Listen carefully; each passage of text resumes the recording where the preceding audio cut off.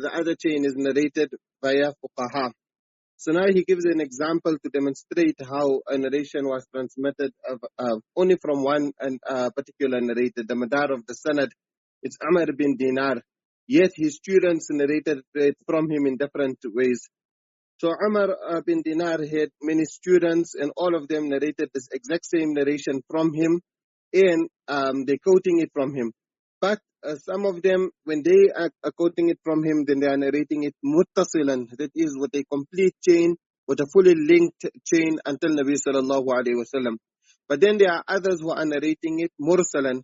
So mursalan is where you have a tabi'i who is narrating it, and he did not witness that incident, and he did not hear directly from Nabi sallallahu alaihi wasallam, obviously, because if he was there, then he wouldn't be a tabi'i, he would have been a sahabi. So some students of Amr bin Dinar are narrating this hadith as muttasilan, that is, they have the name of the sahabi and it's fully linked. But then others are narrating it from the student of Ibn Abbas who was a tabi'i, and they are leaving out the name, so there's a missing link there. But the thing here is that all of the students are reliable and all of them have good memories, and still there is contradiction. So preference has to be given to one narration. And the one which is going to be preferred will be called mahfuz, whilst the other will be called shādh. So he says, مثال ذلك ما رواه الترمذي والنسائي وابن ماجه من طريق ابن عيينة عن عمرو بن دينار عن عوسجة عن ابن عباس رضي الله عنهم أن رجلا توفي على عهد النبي صلى الله عليه وسلم ولم يدع وارثا إلا مولا هو أعتقه الحديث. So you saw in the sanad here that you have Sufyan bin Uyayna who's narrating from Amr bin Dinar. We mentioned that there are different students narrating from this particular narrator, Amr bin Dinar. But when Sufyan bin Uyayna is narrating it, and how he's narrating it, he's mentioning that Amr bin Dinar took the name of Awsaja, and thereafter he mentioned that Awsaja took the name of Ibn Abbas radiyallahu anhu.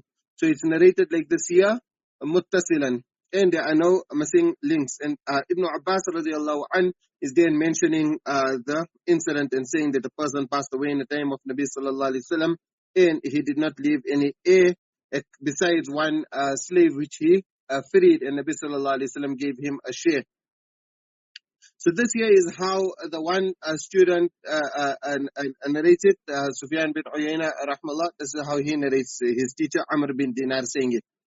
Thereafter Ibn Hajar says, وَتَابَ عَبْءً عُيَيْنَ عَلَى وَصْلِهِ Ibn Jurayj وَغَيْرُهُ. So he's saying that Ibn Uyayna was not the only one who narrated it like the Siyah, where the name of Ibn Abbas radiyallahu anhu is narrated. Rather, there is another student, Ibn Jurayj rahmallah, who also narrated it. So if you open Sunan Nasa'i, because you can see in the beginning it says, مَا رَوَاهُ التِّرْمِذِيُّ وَالنَّسَائِيُّ. So in Sunan Nasa'i, both narrations are together. That Imam Nasa'i rahmallah narrated from Qutayba bin Sa'id, and he narrated from Sufyan, who narrated from Amr bin Dinar. And then it comes there that Amr bin Dinar from Awsaja, and taking the name of Ibn Abbas radiyallahu anhu, and he narrates the full narration. أن رجلا مات على عهد النبي صلى الله عليه وسلم ولم يترك ميراثه إلا عبدا هو أعتقه فأعطاه النبي صلى الله عليه وسلم ميراثه.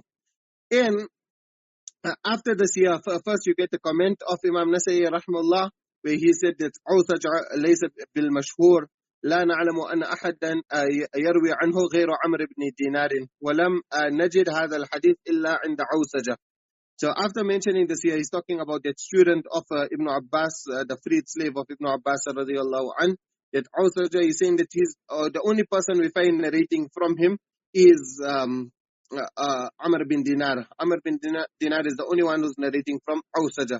And besides this narration, he also narrated another narration which from the wording of that narration, it's actually to deal, it's like so to say a racist narration, and therefore based on the matan of that narration, scholars have regarded him as weak.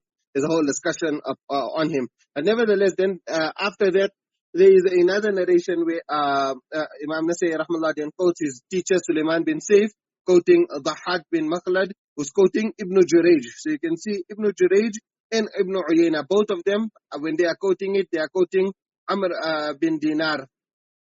And in Sunan Tirmidhi, Imam Tirmidhi rahmallah, he also quoted it via Sufyan bin Uyayna. So when they are quoting it muttasilan to Ibn Abbas. And then you can see here that Ibn Hajar mentioned وَغَيْرُهُ. Also here now we are not discussing the masala on whether a freed slave would get, suffice to say here that after Imam Tirmidhi rahmallah narrated this here, then he said وَالْعَمَلُ عِنْدَ أَهْلِ الْعِلْمِ فِي هذا الباب إذا مات الرجل ولم يترك عصبة أن ميراثه تجعل في بيت مال المسلمين. He mentions that it doesn't go to a freed slave. No one practices upon this narration.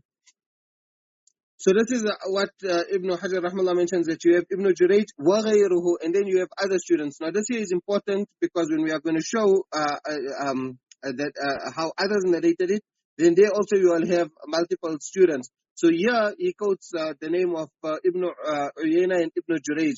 Besides that, you have other students as well, who also quoted it like this here, taking the name of Ibn Abbas radiallahu anhu, meaning quoting it with a full sanad. For example, Imam Abu Dawud rahmallah, he narrates from another student of Amr bin Dinar, and that is Hamad bin Salama. So he quotes his teacher Musa bin Ismail, and he said, حدثنا حماد قال أخبرنا عمرو بن دينار. Now here in Sunan Abi Dawud, Imam Abu Dawud rahmallah just quotes Musa bin Ismail as saying, حدثنا Hamad. And Musa bin Ismail, he heard from Hamad bin Zayd, and he heard from Hamad bin Salama. So if he is referring to Hamad bin Zayd, then this whole example becomes void, because you can see here in the text, after mentioning the Ibn Hajar is saying, وَخَالَفَهُمْ حَمَّادُ بْنُ زَيْد. So if he's referring to Hamad bin Zayd, then this statement of Ibn Hajar will be incorrect, and in fact this whole example of his will fall away. So we need to determine which Hamad he is referring to. For that we go to Tuhfatul Ashraf, and there we find that it's mentioned there that he is referring to Hamad bin Salama. And then another proof to show us that indeed he is referring to Hamad bin Salama is we find is that there were other students of Hamad bin Salama. When they narrated it, they took the name.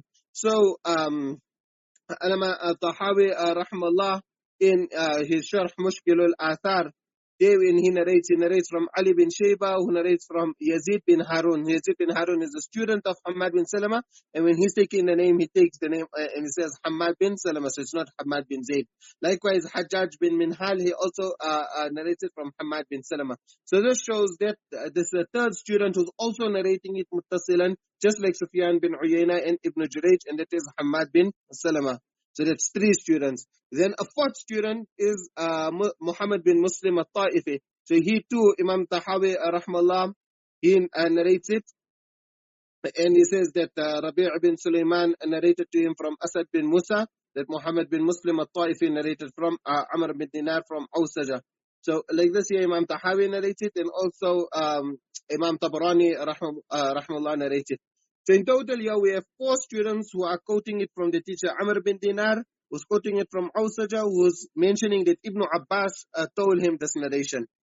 But then we have other narrators. This is what Ibn Hajar is saying. وَخَالَفَهُمْ حَمَّادُ بْنُ زَيْدٍ فَرَوَاهُ عَنْ أَمْرِ بْنِ دِينَارٍ عَنْ أَوْسَجَةٍ وَلَمْ يَذْكُرْ Ibn Abbas. That Hamad bin Zayd, when he narrates it from his teacher Amr bin Dinar, then he doesn't narrate it like this here. That is referring here to the narration of Sunan al-Kubra of Imam Bayhaqi.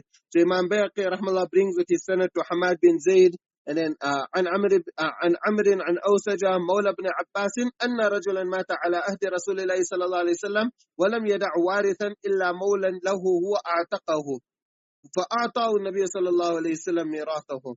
Now how can Awsaja knows this when he didn't witness this incident? So therefore there is a missing link. He's not taking the name of Ibn Abbas, he's just mentioning the incident. So this is how Hamad bin Zayd rahmallah narrated it. And as we indicated previously, that there are mutaba'at also for Hamad bin Zayd. So, for example, Imam Tahawi rahmallah in his Sharh Mushkil al-Athar, he narrates from Wahayb bin Khalid, who also narrated it in this exact same way. And then there is also another support in which Imam Bayhaqi rahmallah narrates, and that is from Rawh bin Qasim. So here you have these students who are narrating, who are mentioning that the teacher Amr bin Dinar narrated this narration as mursalan, whereas you have four students who are mentioning that he narrated it muttasilan. So now, what is the ruling of this narration? Is it muttasil? And if it is mutasil, then there's chance that you can, based on how you're going to grade Awsaja, like I told you, there's a whole big discussion on him. Some scholars have mentioned that he is a thiqa, he is reliable, others have said is unknown, etc. Based on how you grade him, this narration could be authentic. And if, or it could be weak. And also, when we discuss the whole chapter of Majhul, you will see according to Hanafis how you grade it. So you have to give preference to one of these two. Either it is muttasil or either it is mursal. Because if it is mursal, then according to Shafi'is, according to Ibn Hajar rahmallah, it won't be authentic. It won't be an authentic narration. So he says, فَحَمَّادُ بْنُ زَيْدٍ مِنْ أَهْلِ الْعَدَالَةِ وَالضَّبْطِ. That Hamad bin Zayd, undeniably, he is a reliable narrator. He is honest. Also, he has a good memory. ومع ذلك رجح أبو حاتم رواية من هم أكثر عددا منه. He's saying, but in spite of that, Abu Hatim rahmallah is choosing the alternate narration. He's not choosing this narration of where Hamad bin Zayd is narrating it mursalan. Rather, he is choosing the narration of those who are narrating it muttasilan. And the reason which Ibn Hajar is giving here is manhum aksaru adada minhu is because they are more in number. So you have 4 students there who are narrating it muttasilan. Obviously, that is a greater number. This is the reason which Ibn Hajar rahmallah mentions here. But then another reason to give preference here also is that you have Sufyan bin Uyayna who is narrating from Amr bin Dinar. And Sufyan bin Uyayna is the strongest narrator. He's azbatun nas. He's the strongest narrator. He's the best student, so to say, of Amr bin Dinar.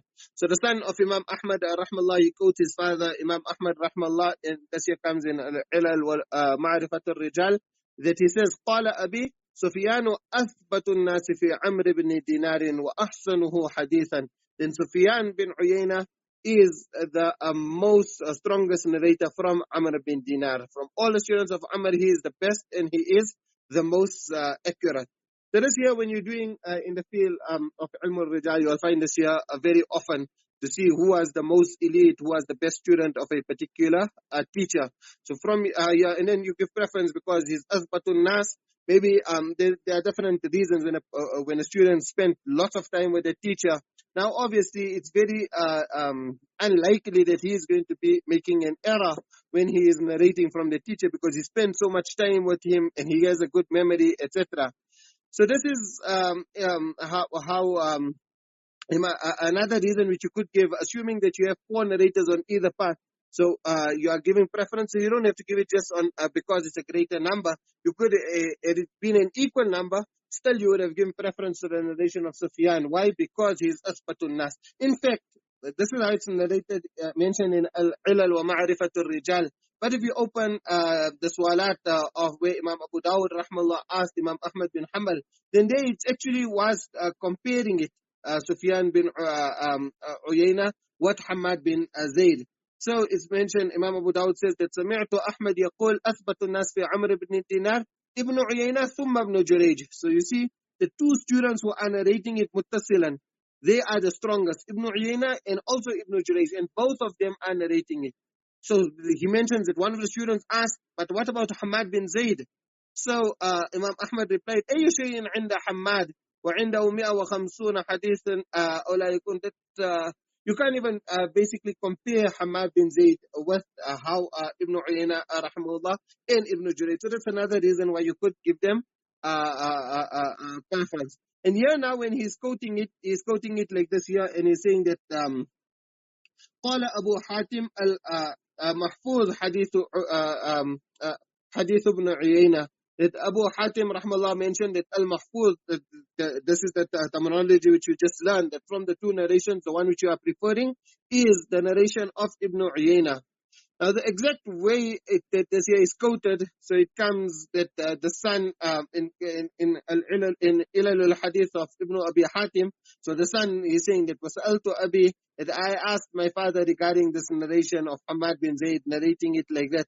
So I told him that فإن ابن عيينة ومحمد بن مسلم الطائفي يقولان عن أوسج عن ابن عباس عن النبي صلى الله عليه وسلم. And so he's saying that I asked him that they are saying that this here is mahfuz. So he said yes, na'am, that he replied and he said yes, it is mahfuz. قصر حماد بن زيد. Hamad bin Zayd made taqsir, he didn't narrate it in full. And thereafter he mentioned that Awsaja is not mashhur. So that is how the exact quotation is. The father didn't say that al-mahfuz hadith ibn Uyayna, rather he responded to his son when his son asked him with regards to Ibn Uyayna and Muhammad bin Muslim at-Ta'ifi. So this here is the example which Ibn Hajar rahmallah presented.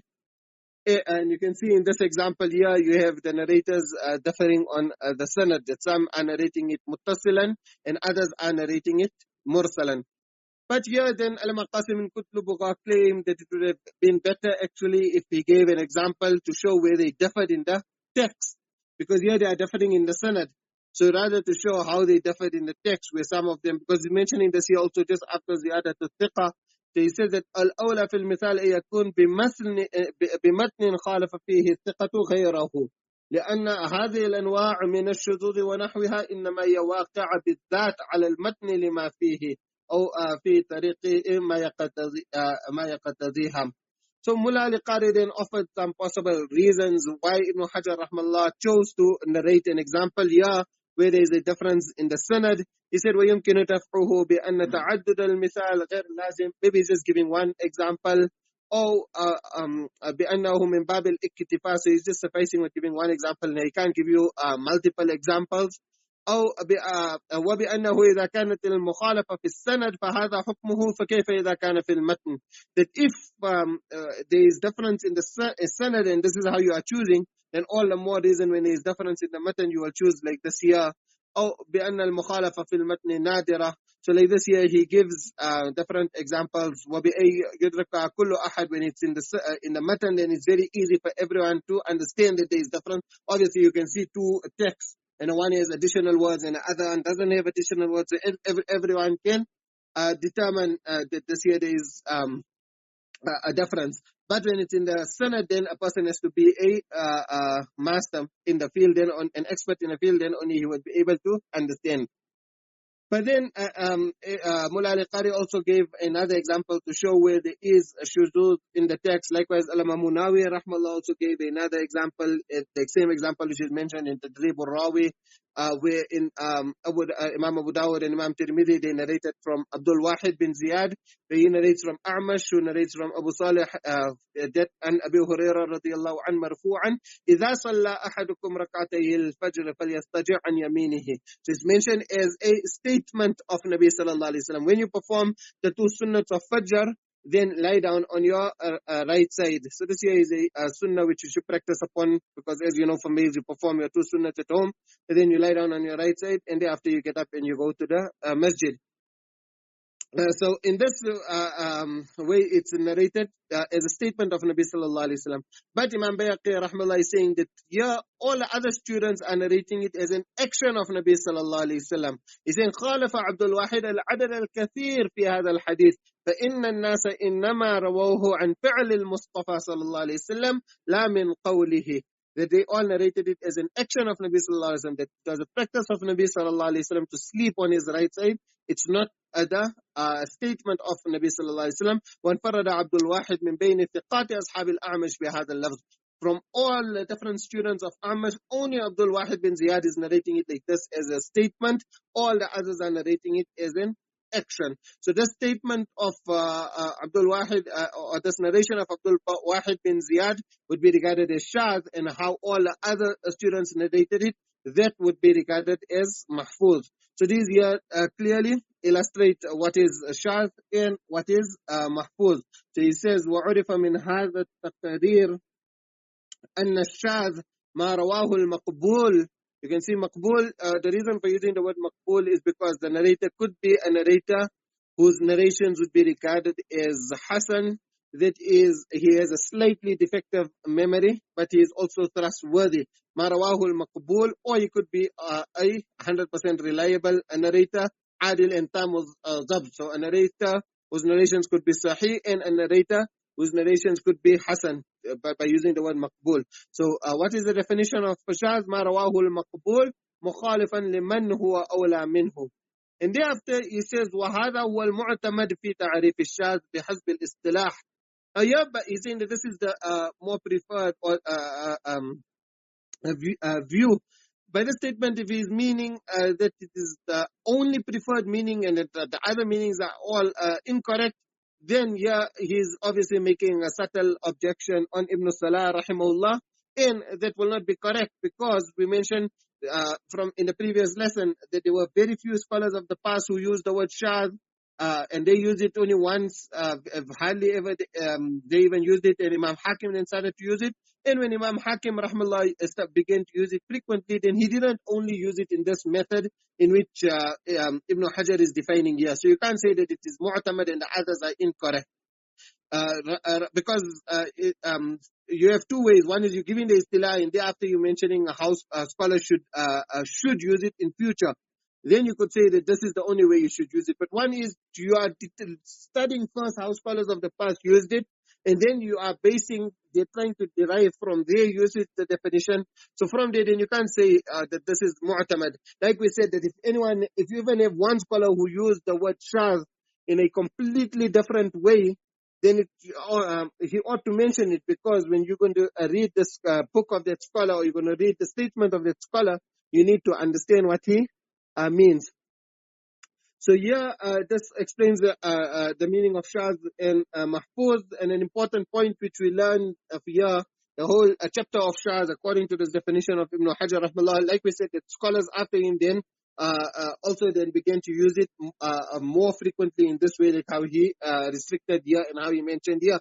So this chapter here proves to us that you could have a narrator who is absolutely reliable. It could even be an imam who is narrating it. If you have to just look at that sanad, you will see that it's a thiqah who's narrating from a thiqah who he heard from, who is narrating from a thiqah who he heard from, who is narrating from a thiqah who he heard from, who is narrating from the sahabi, who is narrating from Nabi sallallahu alaihi wasallam. Yet, in spite of that, the narration will still be rejected and it's still going to be graded as weak. So we have explained this here before. It is not everybody's cup of tea to just grade narrations. That for grading narrations, it's not only dependent upon inspecting that one sanad, rather it entails doing a detailed and in-depth research on every possible narration in a topic to determine whether the narration is Shādh or not. Now moving on, so just like how in Shādh you have contradiction, and that's how Ibn Hajar rahmallah is specifying it here. Then you also have, if you have contradiction from a weak narrator, so this is what he's going to explain now. He's saying, وَإِنْ وَقَعَتِ الْمُخَالَفَةُ مَعَ الضَّعْفِ فَالرَّاجِحُ يُقَالُ لَهُ الْمَعْرُوفُ وَمُقَابِلُهُ يُقَالُ لَهُ الْمُنْكَرُ. That if you have a difference, you have a contradiction, but the person who is contradicting is weak, then that narration which you are going to be preferring, that will be called al-ma'ruf. And the reason why you're going to be calling it ma'ruf, like Mullah Ali Qari rahmallah says, لِكَوْنِي مَعْرُوفًا عِنْدَهُم, because it will become well known among the scholars. وَمُقَابِلُهُ يُقَالُ لَهُ الْمُنْكَرُ, and that narration where that weak narrator is the one differing. So firstly, he is weak. Already that narration is going to be discarded because of his weakness. But now it becomes even weaker. And what's the reason it becomes even weaker? Is because here he is contradicting others. So he's saying that the reason why it's called munkar لأنهم أنكروه. So the meaning of a munkar narration is where you have a weak narrator who is contradicting. This here is the simple definition which Ibn Hajar rahmallah gives. He just specifies it to this one meaning, just like how he did at Shādh. And he bases this here on what Imam Muslim rahimahullah said, that in the Muqaddimah, Imam Muslim rahimahullah said, وَعَلَامَةُ الْمُنْكَرِ فِي حَدِيثِ الْمُحَدِّثِ إِذَا مَا عُرِضَتْ رِوَايَةٌ لِلْحَدِيثِ على رواية غيره من أهل الحفظ والرضا خالفت روايته روايتهم أو لم تكد توافقها. So this is what Imam Muslim rahimahullah mentions, that how would you know a narration is munkar? But he look at the words, he's saying alamatul munkar, that this here is a sign of a munkar narration. And Ibn Hajar rahimahullah is taking the definition of a munkar narration from here, that when you a person is you are looking at his narrations and now you are comparing it with those who are stronger than him and who are known to have better memories, then you will find that his narrations are contradicting their narrations. From here, Ibn Hajar rahimahullah derives his definition of munkar. So this here, he is specifying it to this, and you can see then he continues, مثال ما رواه ابن أبي حاتم. But when we, again, we are learning istilah to understand how scholars of the past use the term. So we find that scholars of the past used it in many different ways. Some of them used it in the exact same meaning of Shādh. So you will find that they have a reliable narrator who is contradicting someone who is awsaq, and they would use the word munkar. Now this is important to understand, because if you were to only read Nuzha an-Naḍar, and then you would see a scholar, especially Imam Ahmad rahmallah, saying that the narration is munkar, you will wonder, but this here is a narrator of Sahih al-Bukhari, and how is he calling it munkar? Because he ought to be a weak narrator, but here he is from amongst the most elite. He is an extremely reliable narrator. So this is how some scholars of the past use it frequently. Many times they used it like this. Then you have others who used it when a weak narrator is differing with the, with others, like how Ibn Hajar mentions here. And then you have others who used it in a meaning of tafarrud. So just like how when they use it in the meaning of tafarrud, it's such a person who him in himself, that although he could be reliable and he could be having a good memory, but he himself, he could not, he was not of that state, of that status that he could narrate a hadith alone. So in that meaning, they would use the word munkar. So whenever there was a clear error or they suspected an error, then they would use the word munkar. So here Ibn Hajar is specifying it to this one meaning, but in his nukat we find that he did accept that scholars of the past used it in the meaning of tafarrud as well. So he said there, فَبَانَ بِهَذَا فَصْلُ الْمُنْكَرِ مِنَ الشَّاذِ وَأَنَّ كُلًّا مِنْهُمَا قِسْمَانِ. He's saying that both shadh and munkar are divided into two different types. مَعُهَا مُطْلَقُ التَّفَرُّد, that both of them have tafarrud, أو مع قيد المخالفة والله أعلم. So this is what he mentioned in his nukat. So he admitted in his nukat that this is not the only meaning, but here he is specifying it, and like we said, it's not correct for him to specify it. Salama Tahir al-Jazairi rahmallah, he mentions that وإذا تفرد المستور أو الموصوف بسوء الحفظ أو المضاعف في بعض مشايخ خاصة ونحوه ممن لا يحكم لحديثهم بالقبول بغير عاذر يعذره بما لا مطابع له وشاهد، قيل لما تفرد به منكر، وهذا هو أحد قسمي المنكر. And after he says وهو الذي وجد إطلاق المنكر عليه لكثير من المحدثين. There are many muhaddithun who used the word munkar like this here when it was tafarrud of someone who was maybe a mastur, or maybe he had a good memory, but it was not excellent, it was not tamutab, his narrations would be graded as hasan, or maybe such a narrator who from some shuyukh his narrations are regarded as weak.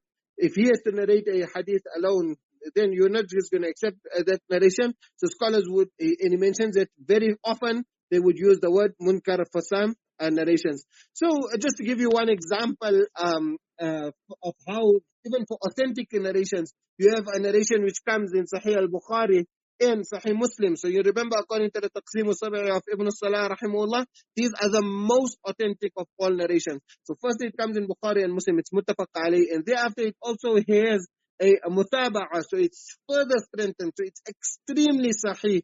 The hadith where Anas radiallahu anhu mentions that a person came to Nabi sallallahu alayhi wa sallam and said, Inni asabtu haddan fa'aqimhu alayya. Yet we find that Alama Bardiji rahmallah, he mentioned that this here is a munkar narration. So from here you can see that even though the narration is in Bukhari and Muslim, if you have to look at that narration, you have to ask a scholar what's the ruling of that narration, they will tell you it is a sahih hadith. If you ask Ibn Salah and Ibn Hajar, they will tell you, leave alone sahih, it is the most authentic of all sahih narrations, yet it is graded as munkar. And the reason Ibn Rajab Hanbali gives is that إنما أنكر الحديث لأن عمرو بن عاصم ليس هو عندهما في محل ما يحتمل تفرد بمثل هذا الإسناد. That this particular narrator, he was not capable of narrating this narration independently. So therefore, while he is a reliable narrator, is a narrator of Bukhari and Muslim, but still the narration is regarded as munkar. So that just shows you that there are other meanings as well for munkar. It is not restricted to what Ibn Hajar rahmallah mentioned. Yeah. Inshallah, we'll continue with the example on Saturday. Until then, jazakumullah khairan. Assalamu alaikum wa rahmatullahi wa barakatuh. What is the best commentary on Alfiyat al-Suyuti in Ulum al-Hadith? I have the one of Shaykh Muhammad Muhyiddin Abdul Hamid. Yes, so the best of Ulama Suyuti is his own commentary, Al-Bahr alladhi Zakhar. So if you can get that, it's the best commentary of his. Okay, I mean, so inshallah we'll continue on Saturday. Until then, jazakumullah khairan. Assalamu alaikum wa rahmatullahi wa barakatuh.